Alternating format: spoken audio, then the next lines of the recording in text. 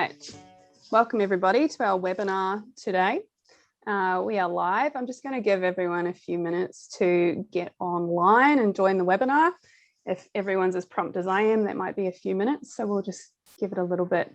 Guys, while we're waiting, do you want to tell us where you are at the moment? Sure, I'll kick it off. Look, I'm based in lovely Sydney right now, heavily locked down within my four quarters. What about yourself, Philip? I'm also in Sydney, working from home, like everyone else. So, Sam? Yep, Sydney as well, locked down, enjoying it. And Sasha? I'm in Canberra. I'm not locked down, but it was -4 here last night. So, well, what's your poison? So did you have a frost this morning then? Yeah, pretty heavy one today, actually, yeah. Yeah, gross. Well, I'm in New Zealand of all places, but it depends what day it is as to where I am at any point in time. Right, well, we'll kick off. Welcome everybody to our deep dive on cybersecurity. My name is Rachel Hedges. I'm the Marketing Director at ASE, and we have a stellar lineup here today to give you a really different insight to what you probably would have seen on any other kind of cybersecurity webinars. So we've specifically pulled this group of panelists together with incredible insights so that we can give you something a little bit different and a little bit deeper. So what we'll do is we'll kick off with an introduction from each of the guys. We will start with Philip. Tell me who you are and what you do. Hi, I'm Philip. I'm the director at Open Legal, which is a full-service commercial law firm that also specialises in IT law. And yeah, I've been practicing law for about 13 years. Awesome. And Sam, tell us about yourself. Yeah, Sam Jorgatsis from Pryden. We're a corporate insurance broking and advisory firm. I've been in insurance broking for around 17 odd years. Awesome. And Sasha, tell us about yourself. So I'm a director of Blue Phoenix Systems. We're a SME-focused cybersecurity strategy consulting and assessment firm based out of Canberra. I've been in IT for about 20 years now and been focusing on cyber for the last 5. Awesome. Excellent. And if you've been to one of our webinars before, you would have seen Christoph, a familiar face for anyone that works with us at ASEAT. Tell us about yourself, Christoph. Thanks, Rachel. Look, it's Christoph here, Head of Solutions and Sales at ASE. We've been around for 21 years. I look after all elements of solutioning as we are a cloud and data specialist. And I've been in the industry for about 23 years. So yeah, showing my age now. Well, lucky your hair looks good, eh? Right, so today the way that we've positioned this webinar is we're going to kick off with a scenario to give you a bit of a case study. We always find that real life ideas can give you a greater depth of insight into what we're trying to communicate to you. So we'll start off with a scenario, then we'll go through some questions. You are welcome to ask questions at any time, any member of the audience to us, and we will come back to them at the end and we will answer them for you. And there'll also be an opportunity to connect with everybody after the webinar to ask any specific or potentially confidential questions that you'd like answered as well. So kicking off with the scenario, we have the Glam and Fab makeup chain, a hypothetical business for legal reasons, as thanks to having one of those on this panel, we knew what to do there, sends an email to all of our employees every Friday afternoon to inform them of their impending work status, as well as general updates during this unprecedented time. The emails are always titled COVID-19 updates. An email was sent out one Friday to all employees titled COVID-19 layoffs, mimicking the company emails. In the body of this message was a link that led employees into a trap for ransomware. An employee clicked on the link and consequently the company's data was encrypted. Sensitive data was accessed and the Glam and Fab company was withheld from accessing their information. Their operators came to a standstill. So a fairly regular ransomware activity. So with this scenario in mind, once the data is encrypted, Sasha, what tactics are used to extract ransom and how do clients go about managing a situation like this? So typically a ransomware attack, the cyber criminals will leave a ransom note on the encrypted data share, and they may even change the desktop background of the devices that they've infected. And that'll have a prominent message stating the steps for the victim to actually pay the ransom. Payment is usually in the form of a cryptocurrency because that's unregulated and untraceable. And they'll quite often have some very detailed steps on how to actually sign up for a Bitcoin wallet and buy it, because they want to make it as easy as possible for you to pay the ransom. They can also actually exfiltrate data during that ransomware attack. And so once that ransom has been exfiltrated, the ransom demand might also include the threat to release that information on the dark web. And there's even recently been a few instances where what they've done is they've contacted individuals whose personal details were in that exfiltrated data and have been demanding a ransom off that individual to withhold their information from the data release should that actually occur. But that said, the best course of action isn't to pay the ransom, because that will actually, one, it funds future attacks, and two, it can make you a soft or a good target for a future attack because they'll know you actually pay. Your best course of action here is to cleanse your network thoroughly, make sure that there's no ransomware actors still living off the land somewhere on your network, and then restore from your backups. Just to that point, Sash, so statistically, I think unfortunately in Australia, we're finding over 30% of businesses are in fact paying those ransom at the moment. That's right. Yeah, there are a large number of people that are paying the ransom, and that is typically because the cost of recovery can sometimes be less than the ransom that's being demanded. But it's not legal to pay the ransom, is it, Sasha? It's not illegal yet. There have been some discussions in the Senate. In the US, they're talking about making it illegal as well. The Department of Treasury over there in the States have said that it's illegal to pay it, but there's a few catches about if you know where it's going, like if they're based in Iran and that sort of stuff, it is illegal. But because they hide behind the anonymity of the dark web, you don't really know where your payment's going. But there is talk in a couple of legislative areas about making that illegal. Okay, cool. So, Philip, what steps should this company take following the data privacy breach from a legal perspective? Yep, so the first thing that a company should do when this kind of ransomware occurs is identify whether the breach is going to cause any serious harm to a particular individual. And if they form the view that without any remedial action that they can take, they need to notify that person as soon as practicable. And they also need to notify the Office of the Australian Information Commissioner that there's been a data breach via the ransomware. And they do that by filling out a form through the OAIC website.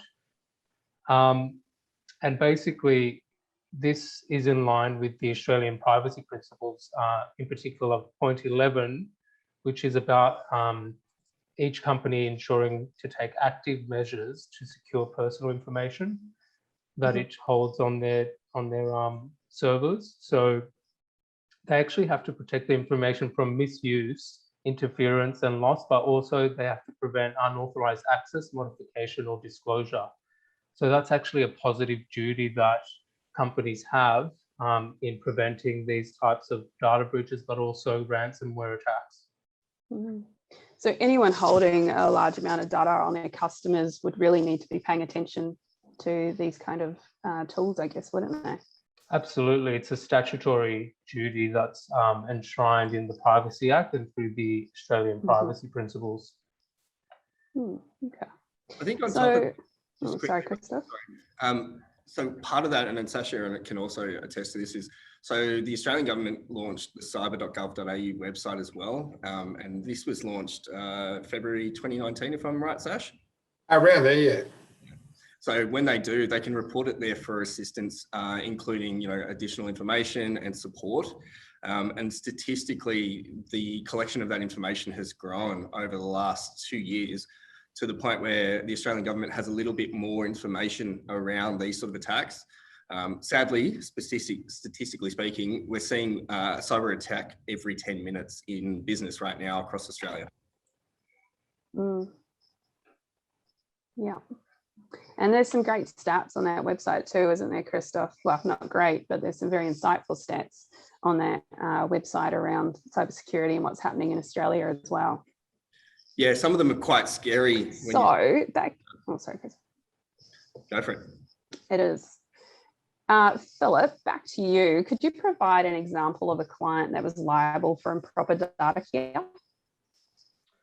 I can give a case study of Canva, which was basically one of the biggest sort of graphic design,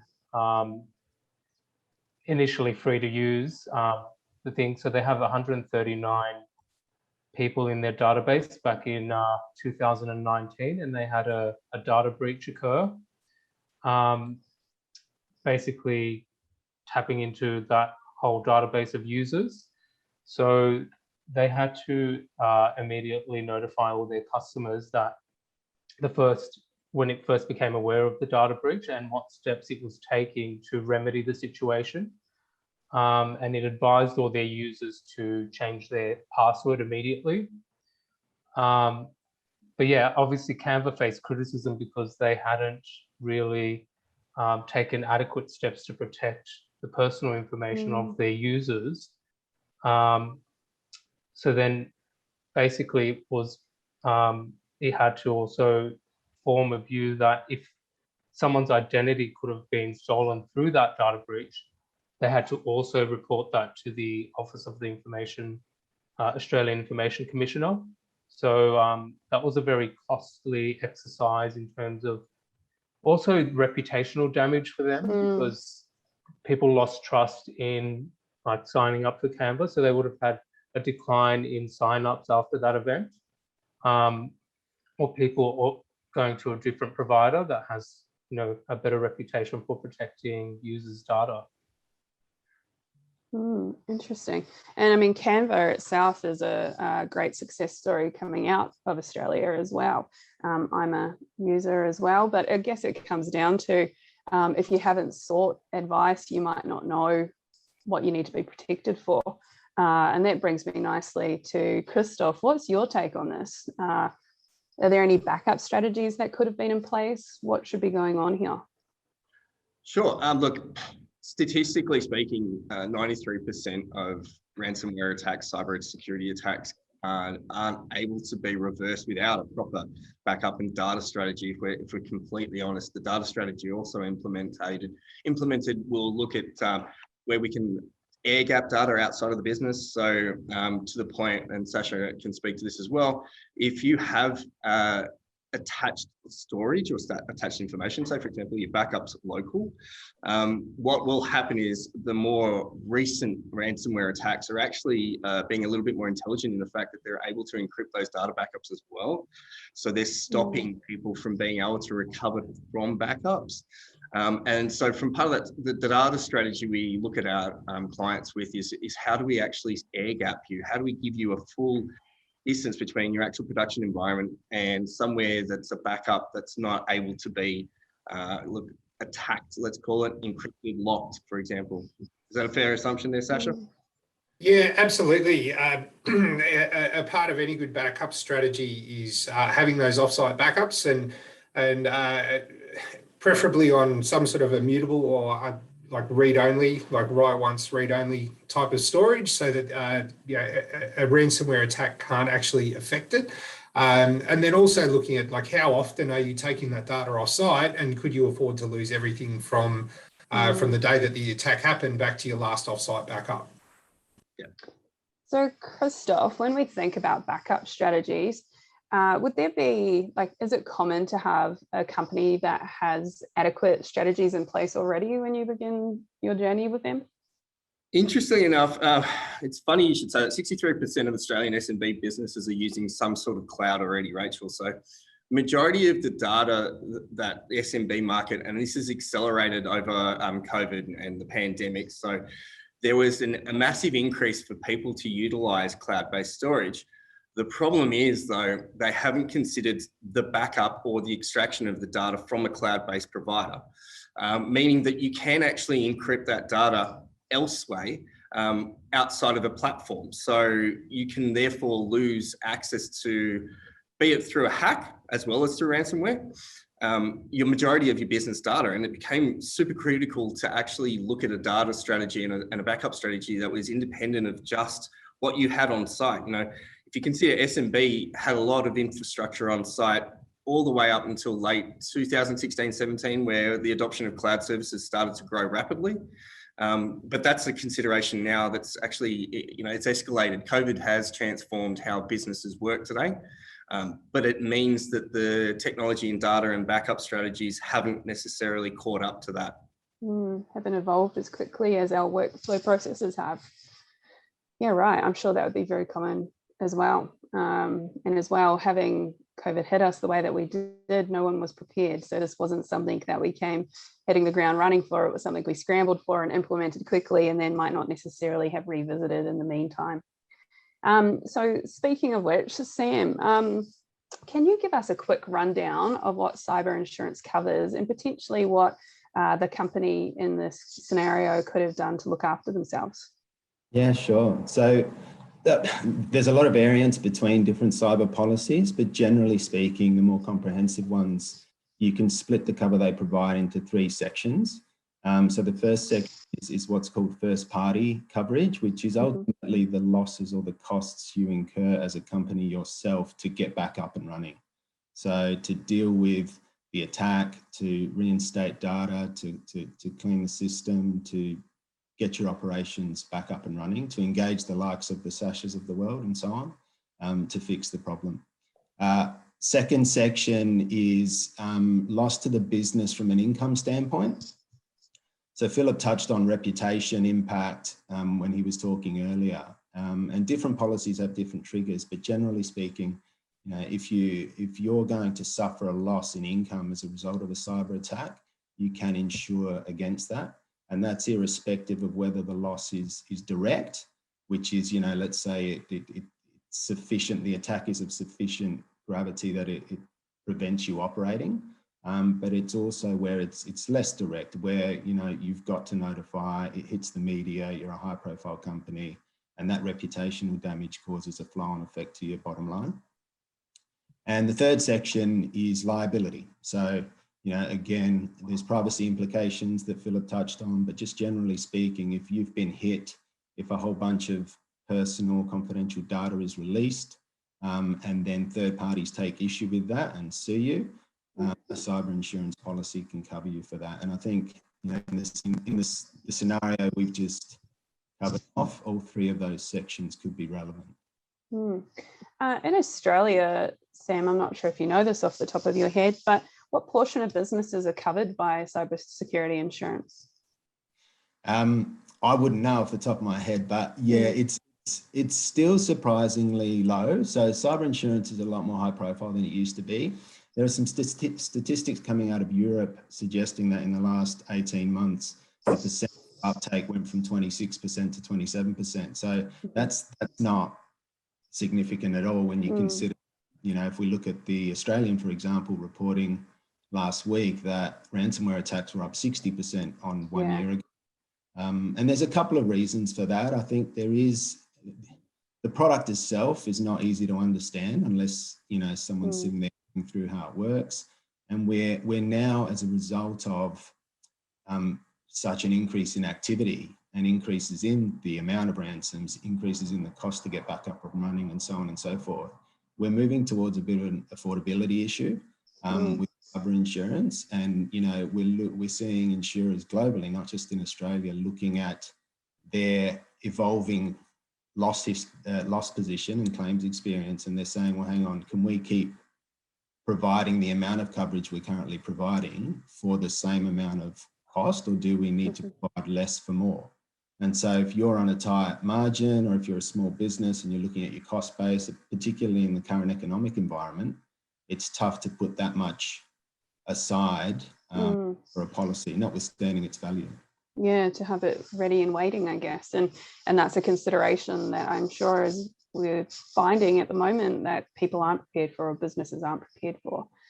So on that, Christoph and Sasha, what are some quick wins a company can adopt to improve their cybersecurity? Phil, you might have something to come in with here too. Look, I think I'm going to take a few things straight out of the Essential 8. So the cyber.gov.au Essential 8 are the top 8 strategies of the total of 37 to mitigate cybersecurity incidents. And 3 of them are quite quick and quick, easy, and cost-effective or cost-neutral. So it's turning on multi-factor authentication everywhere that you can. It doesn't matter if it's Canva and it's just a few pictures and stuff you've got in there, or if it's your Office 365, Xero, any SaaS platform, and even on-premise, so remote desktop and some other on-premise systems like Outlook Web Access if people are still running Exchange. Get MFA on everything for the little bit of impact on the user experience where they might have to authenticate. Takes them an extra couple of seconds versus the level of protection it gives you. You get an amazing return from it. And the next one is disabling administrative rights for everybody on their machines. Yeah. No one needs admin rights on their daily driver account. Doesn't matter what you do. So then if someone absolutely needs it, they can use some elevated credentials to run that one application that they use. The third one is disabling Office macros across the board. 99% of people don't use macros, but they're used in a lot of ransomware and malware delivery attacks with as email attachments and dodgy downloads. So turning off disabling macros completely, or if you do need them, enabling some trusted locations and just keeping those macros that you do use stored in that one location that's trusted across your business. Then the bad actors can't use those as an attack vector on you. So I think those 3 out of the top 8 are going to give you a really good return for just a small amount of administrative investment. That's a fair assumption around, replacing convenience for security, right? So prime example is just on that point, Rachel. The modern generation or Gen Y is more often than not, when you sign up to an online service, you have the option to tick a box and tap social media accounts so that you can get access to it promptly and quickly. More often than not, that is where the information is, siphoned from, and you can also get that information. So to Sasha's point, it's a small inconvenience, but it makes a massive difference. MFA can reduce 99% of attacks on accounts purely by doing that. So a little bit of pain for a whole heap of protection. Totally. Yeah, absolutely. I mean, if you sort of think of it like there's a needle that swings between usability and security, and you've got to find that balance for what it is that you're trying to protect. Security shouldn't adversely impact your operational objectives. But at the same time, if you don't have enough security on it for the value of what you're trying to protect, then you're leaving yourself open to a pretty high level of risk. I would also add that companies should ensure that their staff are properly educated about data security and cybersecurity awareness. I would say that's an inherent duty of a company these days, given the amount of attacks that are happening. That employers should actively train their staff on how to spot these attacks and how to report them to the relevant people in the organization.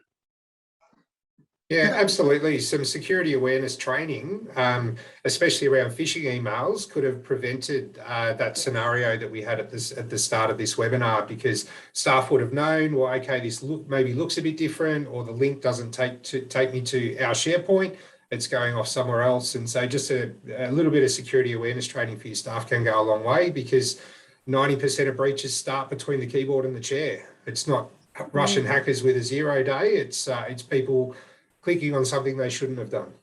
Yeah, it's particularly relevant in the current environment as well, with with a lot of people working from home and so on, because you're not benefiting from that message being very front of mind, and you're obviously for different people in different circumstances trying to juggle different things all whilst working. But it's certainly supported by data.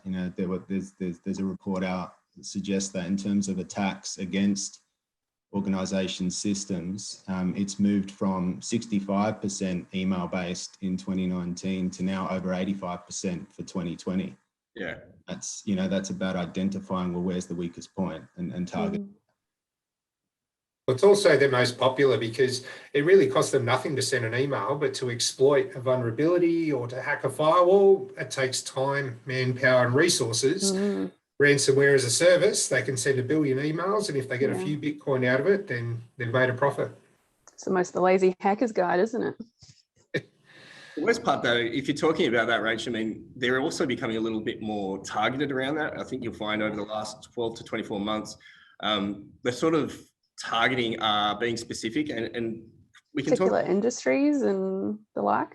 Yeah, but they're also, for example, the ransoms are becoming more targeted to in line with what their attackers are. For example, an SMB, there's no point in putting a ransom of 20 million on an SMB. They just couldn't afford it, right? So a ransomware and those sort of attacks are becoming a bit more targeted, and they're actually putting in achievable ransoms, so $10,000 or $15,000, which is kind of incentivizing people to pay it to try and get it out.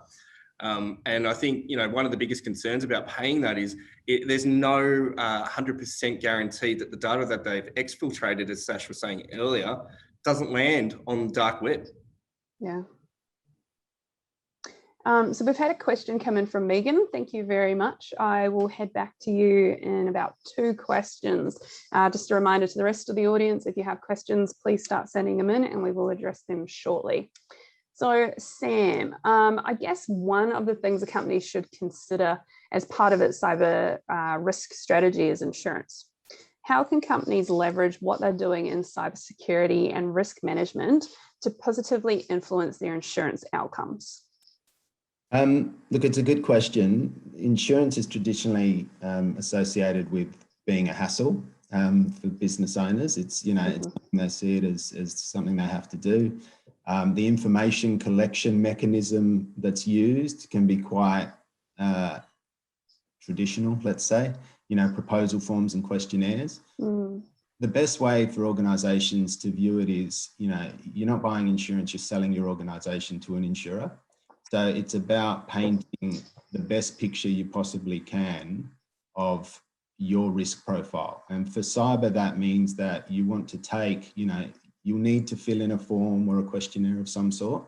But if you're implementing positive risk management procedures and protocols, and, you know, you're looking at the technology and you're ensuring your vulnerabilities are regularly tested and patched and so on, then it's about providing additional information to insurers, you know, via broker, or if you're going direct straight to the insurer, that basically says, you know, here's the information you need, but we also want to highlight we've done X, Y, Z, and we've invested this, and this amount of money in our cyber risk profile. And that's really important, in particular now where the insurance market is hard and premiums are going up, because it's a question of differentiating. And, you know, insurers will take a baseline view of certain industry sectors, and they'll say that's high hazard, that's not high hazard, and so on. And then if you're in one of those high hazard sectors, the best chance you have of getting a good outcome, if you want cyber insurance, is to try to differentiate yourself from, you know, others in your industry and from the perception that insurers have. To that point, just quickly, Sam, you know, is there the sort of tips and tricks on that? We're finding things like cyber incident plans are being required more and more, disaster recovery plans are required more and more. Is there anything in particular that you're finding are probably the main points that these insurers are looking to have applied, have escalation paths, have those security plans in place that people should be concerned? Yeah, definitely. You know, insurers, I mean, if we simplify it, it's broken down into, they want to reduce the likelihood of something happening, and they want to reduce the severity if it does happen. And so, you know, you guys have touched on a lot of the likelihood pieces around, you know, enabling multi-factor authentication, ensuring that vulnerabilities are identified, that there's regular testing and so on. You know, staff, human error is the biggest cause of breaches, so staff awareness training. All of these things are viewed favorably by insurers. And in terms of severity, it's, you know, what you were talking earlier about, Christoph, around backup. You know, insurers want to know, well, you know, everyone takes the view, I think, that you cannot guarantee you won't be hit. but you can reduce the likelihood. So, you know, insurers share that view, and their view is, well, if you are going to get hit, we want to know that you've got a method and a path through which you can get back up and running quickly. And that's where, you know, remote backup comes in, and an incident response plan, you know, having access to good providers potentially. And even, you know, for small businesses, sometimes that don't have the budget to go and engage or spend a lot of money on tech, sometimes insurance, cyber insurance can provide an element of that incident response, because most good cyber insurance policies will have a number that you call in the event of a breach, and you get immediate access to assistance with that response. And I guess that would be critical in that time, because that's when your panic hits, isn't it? Yeah, just don't keep the number on your email, because you won't be able to access it. Good Smart. point. Great advice there from Sam. Top tip. Awesome. So I've got a final question, panelists, before we take questions from the audience. Ransomware attacks are huge at the moment. We're seeing them all over the news recently. Are you seeing any trends? What are you seeing? What's happening? What are your insights from the increase in these attacks? Sash, do you want to start on that one, bud? Yeah, I'll start with that one. So, yeah, the attacks. So in the mid 2010s, ransomware tended to sort of drop off a bit, but in the last probably 12 to 24 months, it's just gone through the roof, and there's a whole bunch of new ransomware tools that have been released, which have allowed you know, these darknet ransomware gangs to be quite prolific and pretty brazen in some of their attacks. So they're going after it's big supply chain stuff is where they're making the most money.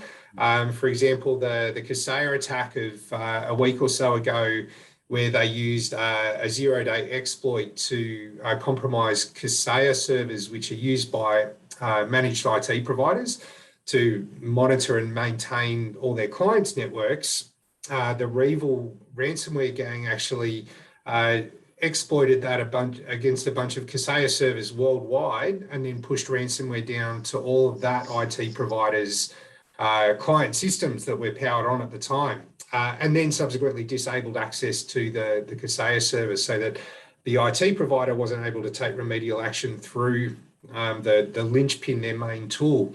And the JBL Meatworks, they're going after agriculture as well, small and large providers. And then the huge disruption that they did with the Colonial Pipeline in the US was just sort of an indicator on the sorts of things that they're going after. So critical infrastructure and food, but then supply chain attacks in general are somewhere where they just seem to be targeting a lot of their efforts at the moment. So even if your systems are secure, you need to make sure that the people that you do business with are secure as well, because that is a threat vector. That's where a lot of these things can come in, and it could be an IT tool that your IT provider has on your network, or it could be that someone that you're doing financial transactions with, their mailbox is compromised, and they send you, or it purports to have come from them, and it's a forged invoice with some different bank details on it, and which you don't then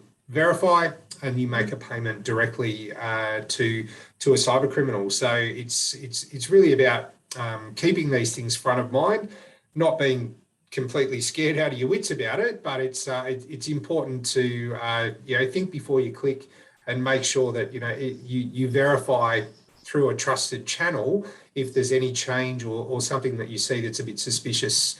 Don't just trust it just because it's come from that person's mailbox. Nice. Yeah, totally. And I'll add to that. It's one of those concepts where having a trusted partner is one thing, but it's also knowing what is an education level for your users, for example, right?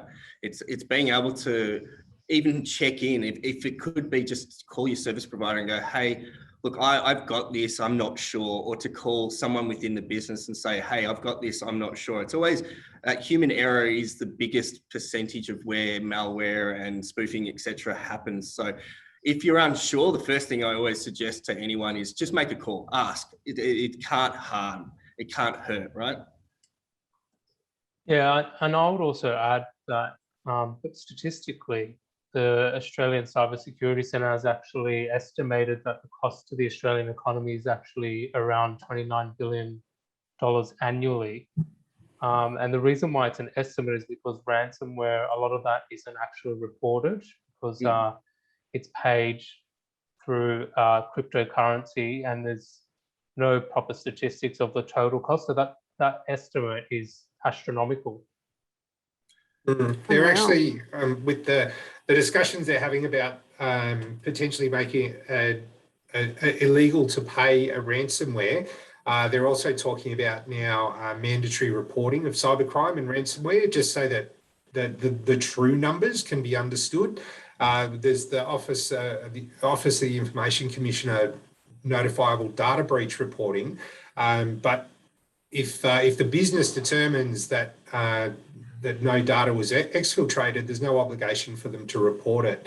So even the stats that we get through there aren't the true numbers of what's happening. So yeah, I think mandatory reporting of it would be a good thing, as long as they had certain protections in place so that business reputation wouldn't be tarnished if it was something that just impacted them operationally. No customer data was stolen, but all of a sudden your name's on news.com.au because you had to report a cyber incident. So I think they really need to do some good stakeholder engagement there to make sure they get that mix right. You also Awesome insights, guys. just on top of that, I mean, still the majority of cyber attacks are on individuals. So statistically, mums and dads won't see, won't be reporting these sort of things as adversely, for example, as a business. And you know, if 63% of them, the attacks at the moment are still being done via email, you know, as Sash was saying earlier, individuals are the most susceptible, and it is all about think before you click. Nice. One of those other catchphrases for the day, Christoph. Think before you click. We're going to have a bunch of one-liners for the roundup for this. Sounds like fun. All right, I'm going to head to one of the questions we've had come in from Megan. For improving one's cyber posture, do you have any thoughts on shifting security left into the coding cycle? Coding life cycle, reviewing infrastructure as a code, or zero trust? Yeah, I might just answer that quickly, Sash, before you hop on. If you're talking about development lifecycle as in CI/CD, definitely, and that's quite a lot around being able to take that zero trust policy. It's being able to see what the code looks like and then validate that. And so one of the key things I mean, this is getting a bit technical, is being able to validate that in a test environment, be it a virtual environment, etc. And so at that point, you can actually validate not just your own, but third-party tools.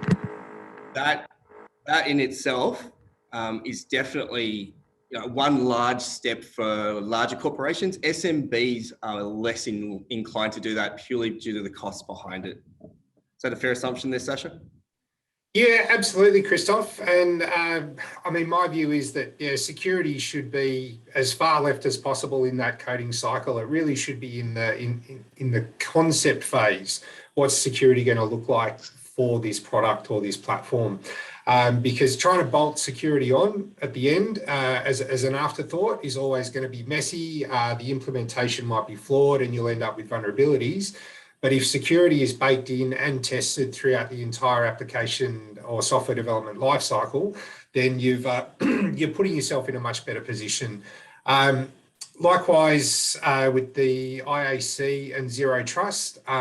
So zero trust is something that I think we're going to start seeing a lot more of. There's a lot of enterprises that do it currently. So it's essentially making sure that at every step of the way, people are authenticating and authorizing who they are and what actions they're performing, especially with COVID, essentially making the traditional network perimeter just disappear overnight. Everyone's working from home. There's so much BYOD. Zero trust is something that is going to find its way down the stack from enterprise right down into small business in the coming weeks and months.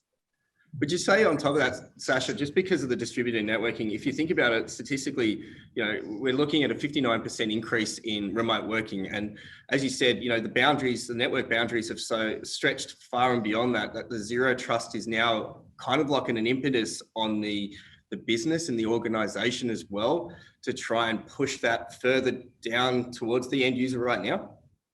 Yeah, absolutely. So getting people working from home and keeping the business operating, during this COVID time has been a linchpin of success and survival for a lot of businesses. So moving that zero trust down to the endpoint and actually having the users authenticate and authorize for various activities is really important. Sort of just a username and password at the start of the day.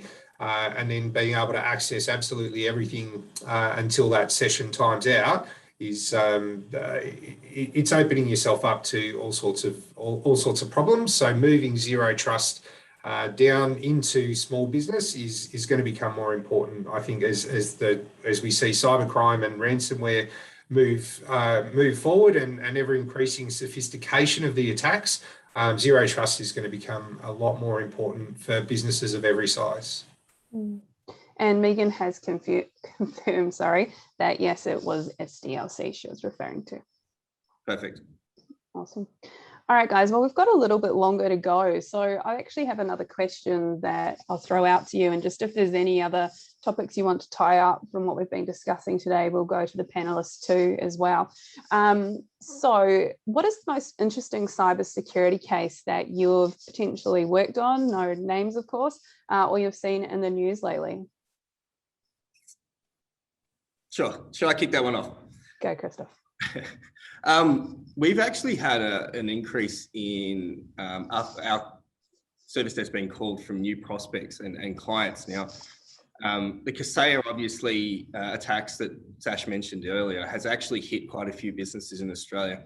And as part of that, we've been called to arms to be able to recover as much as we can. I can't mention a specific name, as you said, purely about that.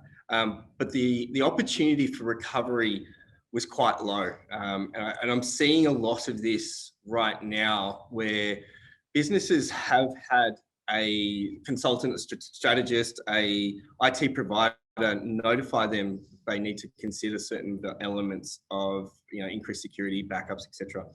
And it's fallen on deaf ears. And I say that with respect and the fact that the budget for these expenses may have seemed a couple of $1,000s worth of operating cost.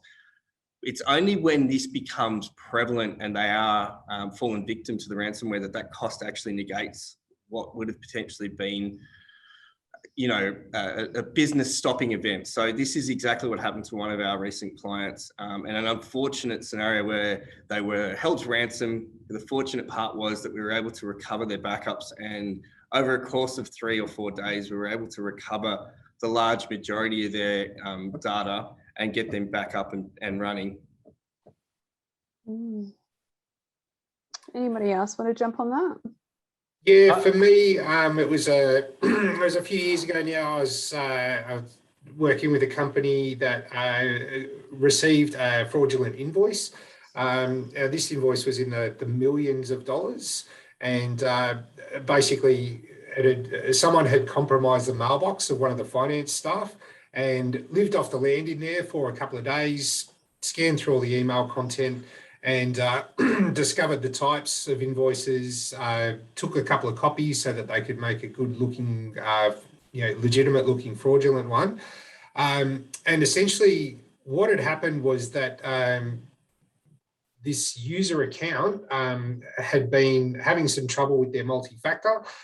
So one of the people in the IT support team had disabled multi-factor for that account for a brief period to resolve the issue, but then had forgotten to re-enable it. And so as a result, someone was able to then phish them, get their credentials, get into that mailbox and initiate that fraudulent invoice attack. So thankfully, the business was able to recover most of the funds that were transferred because it was a bank transfer, not a Bitcoin. It was through a legitimate channel. They were able to actually recover something like 95% of the financial loss. But what that really highlighted for me was that privileged groups, so in this instance, a group that meant that MFA could be bypassed, really needs to be monitored. So if there are any privileged groups, administrators, multi-factor bypassed, or other types of sysadmin or elevated privilege roles, those things need to be monitored daily, or at the very least weekly, so that you can have a look at any changes and have a bit of an audit trail as to how, why, what, when, and make sure that user accounts don't just sit in those groups for too long, because like I've seen it at a number of different businesses where it's the C-levels that don't want to have to go through the extra steps of MFA, as an example, and they're the ones who've actually got the crown jewels, right? They've got the most valuable information. So having those accounts sitting in MFA bypass groups is it just doesn't make any sense to me. So it's about and any new security and training and adoption needs to come from the top. And so if the C-levels aren't doing it, adoption by the entire organisation is going to be pretty lackluster. And Philip, did you have one that you wanted to add as well? Yeah, just following on from Sasha's point, that is correct, that it's actually a duty of directors and officers to make sure that they're protecting the assets and the data of the company. So that's extra important. And the example I've got is a client I'm representing at the moment who was doing a conveyance, and the hackers got into one of the solicitor's emails accounts and basically knew that a settlement was coming up, and requested the 10% deposit of the property, which is around $140,000, be deposited into their trust account. And this trust account was basically a fraudster's bank account. So thankfully it was through, like Sasha's example, through the banking system. So majority of that was able to be recovered. However, there's about $40,000 which we're claiming against the solicitor for under the cybersecurity policy of their that's connected to their law cover policy. So all law firms actually have a $50,000 cybersecurity policy added on automatically now, because there was so many cyber attacks happening on law firms. They just introduced it and started charging a bit of an extra premium. So if you're a professional services firm, highly recommend getting cybersecurity. Huge.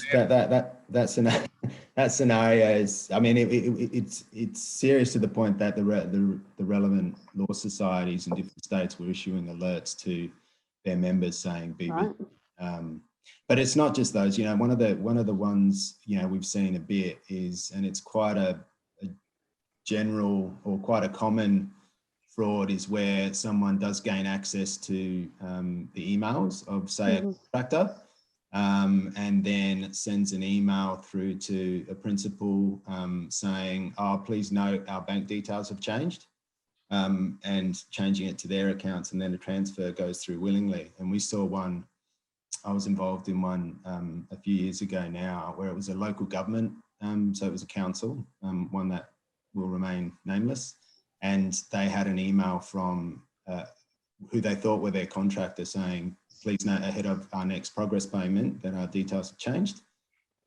They sent through 2.7 million for the next progress payment, but I don't think the fraudster anticipated the amount. So it set their account up. They hadn't set it up with authorization to transfer out of the account more than 20,000 a day. They ended, fortunate for the relevant council, they ended up only losing, I think, around 20,000 because they caught it pretty quickly.